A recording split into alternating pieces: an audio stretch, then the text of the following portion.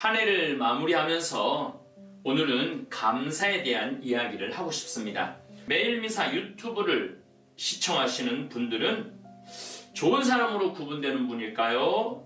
아니면 나쁜 사람으로 구분되는 분들일까요?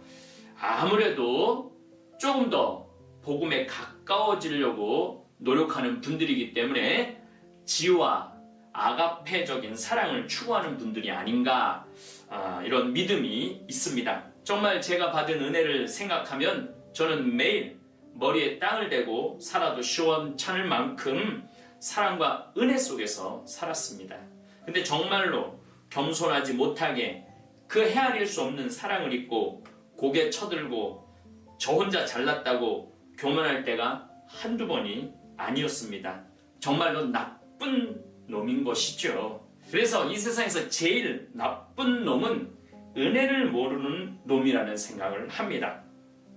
살아도 사는 것 같지 않게 사는 것이 은혜도 모르고 저 혼자 잘났다고 주위 사람들 돌보지 않고 감사하지 않고 살아가는 사람들일 것입니다. 한 해를 마무리하면서 도움을 준 사람들을 위해 기도하고 감사하는 하루 되기를 바라겠습니다. 올 한 해를 살게 해주신 하느님 아버지께 감사를 드립니다. 한 해를 마무리하면서 오늘은 감사에 대한 이야기를 하고 싶습니다. 우리는 지금 성탄 8부 축제를 지내고 있습니다.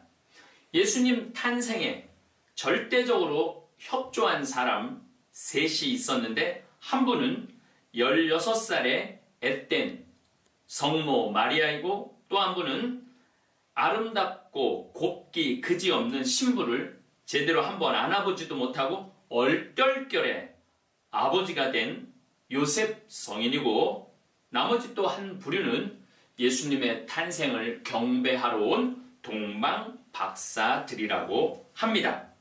또 예수님 탄생에 절대적으로 나쁜 무리가 있었는데, 첫 번째는 아기들을 죽이기까지 한 헤로데고, 두 번째는 헤로데를 도와 베틀레헴이라는 지역의 아기들을 학살하게 한 성서 율법 학자들이고, 세 번째는 막 출산하려고 하는 성모 마리아를 여관에서 찬바람 싱싱 부는 마국간으로 내쫓은 여관 주인이랍니다.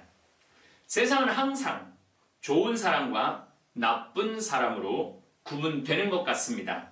헤르만 헤세의 지와 사랑이라는 원장은 나르치스와 골드먼트라는 책인데, 우리나라는 지와 사랑으로 번역했죠. 읽어봐도 나르치스와 골드먼트 사이에서 벌어지는 선과 악, 에로스와 아가페의 사랑의 싸움을 잘 그려놓았습니다.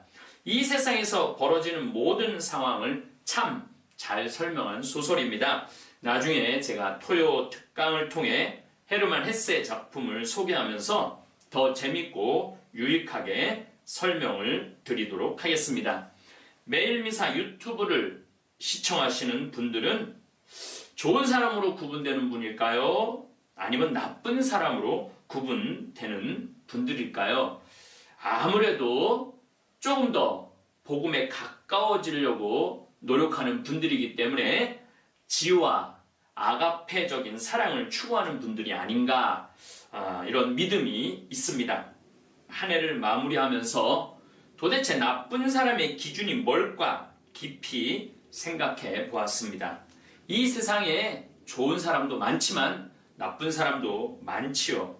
우선 성실하게 일하지 않고 몹쓸 폭력으로 다른 사람 협박해서 돈 빼앗는 강도, 또 의도적으로 남한테 돈 꾸어서 안 갚는 사기꾼, 돈 때문에 어린아이 유괴해서 생명을 담보로 해서 돈을 갈취하려는 유괴범, 또 돈 많다고 흥청망청 하룻밤에 몇백만 원 술값으로 날려버리는 정신나간 사람들, 또 옷 몇천만 원짜리 입으면서 불쌍한 이웃에게 단돈 10만 원도 내어놓지 않는 사람들, 또 요즘은 사주들 갑질을 하면서 직원들 자기를 위하여 일하는 직원들의 인격을 짓밟는 갑질하는 사람들, 새로 아파트 짓겠다고 깡패 동원해서 판자촌에 가난한 사람들 몰아내는 악덕 기업, 수도 없는 나쁜 무리들이 많습니다.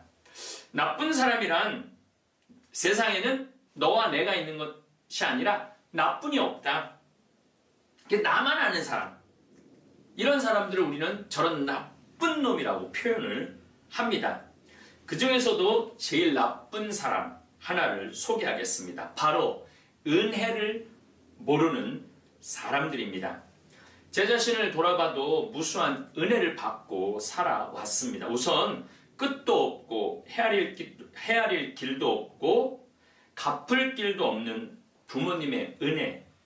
이제 아버님께서 돌아가셔갖고 정말로 더 잘해드리고 싶은데 지금 계셨다면은 더 잘해드렸을 텐데 이런 아쉬움이 있습니다. 또 어렸을 때부터 나와 친구와 어른이 되어주고 선생님이 되어준 성당 친구들, 선생님들, 주일학교 선생님들, 또 내가 병들어 허약했기에 40년 넘게 나를 치료해준 무수한 의사 선생님들, 가장 가까이에는 93살이 되어서도 제 몸을 치료해주겠다고 신갈에서부터 새벽에 버스 타고 평창까지 3년을 다니신 이제는 하늘나라에 가신 이루카 선생님, 생태마을 꾸민다고 도움을 준 무수한 분들, 요즘은 잠비아 선교 봉사 다닌다고 도움을 주시는 수많은 은인들. 제가 잠비아 봉사단 모집을 한다고 이 유튜브를 통해서 강론을 드렸는데 우리 지금 생태마을 직원들이 전화에 불통이 납니다. 함께 하고 싶다고.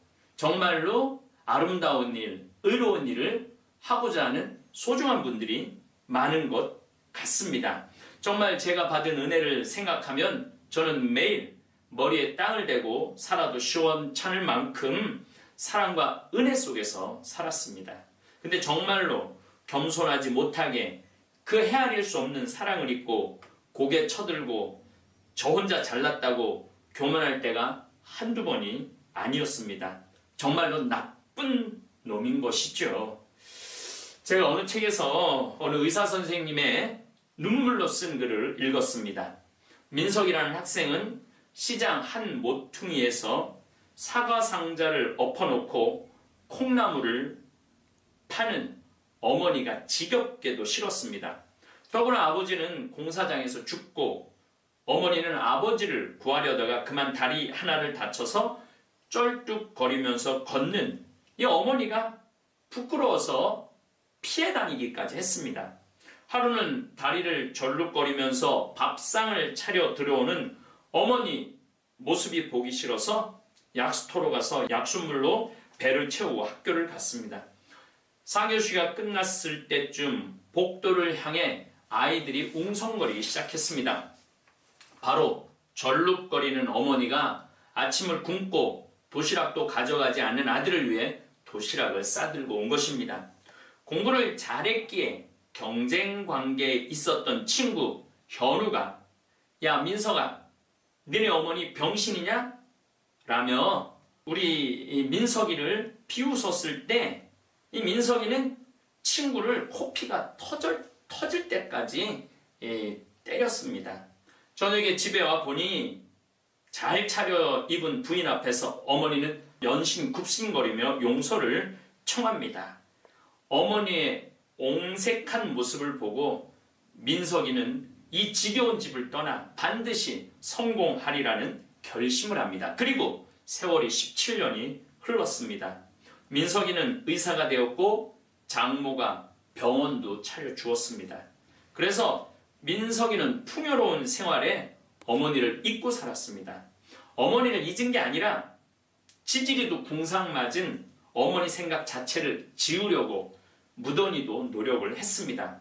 그러던 어느 날 퇴근길에 집 앞에서 초라한 노인과 가정부가 싸우는 걸 봤습니다. 그 노인은 생각하고 싶지도 않고 기억에 떠올리고 싶지도 않았던 어머니였습니다. 전보다 더 야인 얼굴에 허름한 옷차림을 한 어머니는 민석이를 보자 반가워하며 우리 민석이 많이 좋아졌구나 했는데 아들은 어이없다는 듯이 사람 잘못 보셨습니다. 저는 최영호입니다. 하고 자신을 찾아온 어머니를 매몰차게 돌려보냅니다. 한 달 동안 악몽에 시달린 이 아들은 어머니가 장사하는 시장통에 가보았습니다. 여전히 어머니는 사과 상자를 엎어놓고 콩나물을 팔고 있었습니다. 콩나물을 팔고 있는데 한 아주머니가 할머니는 자식이 없나요? 라고 물었습니다. 묻는 말에 아니야, 우리 아들이 서울 큰 병원의 의사여. 나보고 같이 살자고 했는데 내가 싫다고 그랬어. 우리 아들은 둘도 없는 효자여. 제가 이 책은 한 15년 전에 읽은 책이고 얼마 전에 오래 있었던 일이죠. 자식이 어머니를 몸을 7번 찌르고 목을 2차례 찔러서 20년 징역을 받은 친구가 있죠. 그런데 이 어머니를 찔러 죽이고 피 묻은 상태로 나가려고 그러니까 그 죽어가면서 어머니가 이렇게 말했다고 그래요. 피 묻은 옷 입고 나가지 말고 옷 갈아입고 나가라. 이 말한 어머니처럼 민석의 어머니는 자식을 감싸 안았습니다. 1년이 지난 후 어머니의 사망 소식을 듣고 시골집을 찾았을 때 자신의 담임 선생님으로부터 민석이는 충격적인 이야기를 듣습니다. 의사인 민석이는 그 절름발이 어머니의 자식이 아니었던 것입니다. 고아로 부모 없이 쓰레기통을 뒤지고 있는 민석이를 이 부부는 집에다 데려다 키웠다는 것입니다. 집에 혼자 놔둘 수가 없어서 공사장에 데리고 다녔는데 무너지는 천근 밑에 있는 민석이를 보고 어머니가 뛰어들었고 아버지는 둘을 구하려다 그 자리에서 죽고 어머니는 다리 하나를 못 쓰게 되었다는 것이었습니다. 대학 다닐 때 본인이 암이라는 것을 알면서도 아들 학비 대기 위해 병원 한번 제대로 못 가보고 암 치료에 명성을 날리던 아들 진료 한번 받아보지 못하고 세상을 떠났다는 사실을 이 아들은 나중에 듣게 되고 알게 됩니다. 어머니는 마지막으로 자식을 한번 보고자 물어 서울까지 오셨는데 그 어머니의 가슴에 못을 박고 집 밖에서 문 밖에서 쫓아냈던 것이죠. 이 민석이 아니고 최영호라는 이름으로 어머니를 매몰차게 돌려 세웠던 이 아들은 피눈물을 흘리고 후회를 했습니다. 그러나 아무리 후회한들 어머니는 더 이상 이 아들 옆에 있지 않았습니다. 그리고 이 의사의 인생은 아무리 출세를 해도 아무리 행복한 가정을 꾸려나가도 빛을 발할 수가 없는 것입니다. 이미 자신의 인생을 배은망덕이라는 이름으로 회치를 했기 때문입니다. 피눈물을 흘려보아도 소용이 없는 것입니다. 그래서 이 세상에서 제일 나쁜 놈은 은혜를 모르는 놈이라는 생각을 합니다. 살아도 사는 것 같지 않게 사는 것이 은혜도 모르고 저 혼자 잘났다고 주위 사람들 돌보지 않고 감사하지 않고 살아가는 사람들일 것입니다. 우리는 늘 한 해를 마무리하면서 예수님의 성탄을 기념합니다. 예수님의 성탄이 도대체 무슨 의미가 있느냐? 신앙인에게는 엄청난 의미가 있습니다. 민석의 어머니 같으신 분이 바로 우리 아기 예수님이기 때문입니다. 예수님과 우리 관계는 부모와 자식 관계 이상의 관계입니다. 그분은 온 우주의 주인이시고 창조주이시며 우리의 생명을 창조하고 계신 분입니다.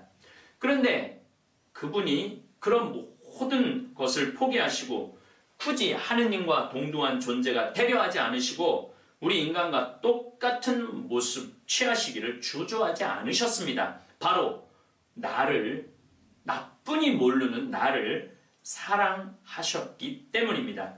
그리고 그 많은 인간 계층 중 가장 보잘것없고 천한 직업인 목수의 아들이 되기를 주저하지 않으셨습니다. 혹시나 당신의 탄생이 너무 화려하면 가진 것 없고 배운 것 없어 서러운 사람들이 소외감이 느끼지 않을까 해서 당신 스스로 낮추시고 낮추어 마국간에서 춥고 가난하게 태어나십니다. 그리고 인간의 모습도 모자라셔 종의 모습을 취하셔서 그것도 십자가에 못 박혀 죽기까지 우리 인간을 사랑하셨습니다. 그리고 지금 이 순간도 우리의 행복을 위해서 가슴 졸이며 우리의 지혜로운 선택을 간절히 원하고 계십니다. 그런데 이렇게 거룩한 예수님을 아버지로 모시기로 결정하고도 집 문 밖에서 내쫓는 자식들이 얼마나 많습니까? 이 성탄절에 내 마음 안에 태어나길 원하시는데도, 그래서 방문하셨는데도 불구하고 마음의 문을 꽁꽁 닫아 걸고 예수님을 맞이하지 않는 사람들이 얼마나 많습니까? 예수님만 내쫓는 게 아니라 내 주위의 은인들도 내쫓는 배은만덕한 사람들도 많습니다. 한 해를 마무리하면서 도움을 준 사람들을 위해 기도하고 감사하는 하루 되기를 바라겠습니다.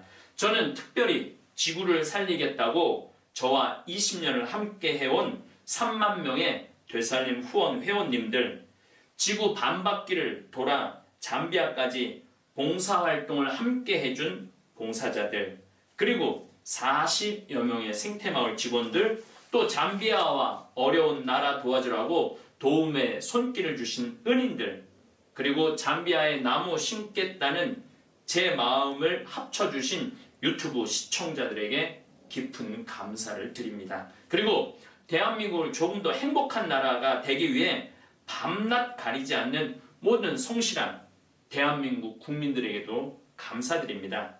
올 한 해를 살게 해주신 하느님 아버지께 감사를 드립니다. 여러분들 정말 올 한 해 수고 많이 하셨습니다. 새해 복 많이 받으시기를 정말 여러분들 모두를 위해서 정성껏 미사 봉헌하도록 하겠습니다. 감사합니다. 오늘도 황창현 신부님의 강의를 들어주셔서 감사합니다. 이번 강의는 감사에 대한 깊은 통찰을 나누는 시간이었습니다. 우리가 살아가며 종종 잊고 지내는 것, 바로 감사의 마음입니다. 신부님께서는 우리가 받은 은혜를 모르고 사는 것은 마치 삶의 소중한 선물을 잃어버리는 것과 같다고 말씀하셨습니다. 감사는 단순히 좋은 일이 있을 때만 느끼는 감정이 아니라 우리의 마음을 정화하고 더 나아가 좋은 사람으로 살아가기 위한 근본적인 자세입니다. 작은 것에 감사할 때 큰 은혜를 깨닫게 되고, 감사의 마음은 또 다른 감사할 일을 만들어낸다는 말씀, 깊이 새겨보게 됩니다. 연말을 맞이하며 우리가 걸어온 한 해를 돌아보면 참으로 많은 은혜 속에 살았다는 것을 알 수 있습니다. 때로는 힘들고 어려운 순간도 있었지만 그 속에서 우리를 지탱해준 사람들과 상황에 감사함을 느끼는 것이야말로 새로운 시작을 준비하는 가장 좋은 방법이 아닐까요? 이번 강의를 통해 감사하는 마음이 얼마나 큰 축복인지 다시금 깨달았습니다. 여러분도 오늘 하루, 그리고 올 한 해를 마무리하며 감사의 마음으로 주변을 돌아보는 시간을 가져보시면 어떨까요? 오늘도 강의를 들어주신 여러분께 감사드리며 모두의 삶의 평화와 은총이 가득하기를 기원합니다. 감사합니다. 하늘에 계신 우리 아버지, 아버지의 이름이 거룩히 빛나시며 아버지의 나라가 오시며 아버지의 뜻이 하늘에서와 같이 땅에서도 이루어지소서. 오늘 저희에게 일용할 양식을 주시고 저희에게 잘못한 일을 저희가 용서하오니 저희 죄를 용서하시고 저희를 유혹에 빠지지 않게 하시고 악에서 구하소서. 아멘.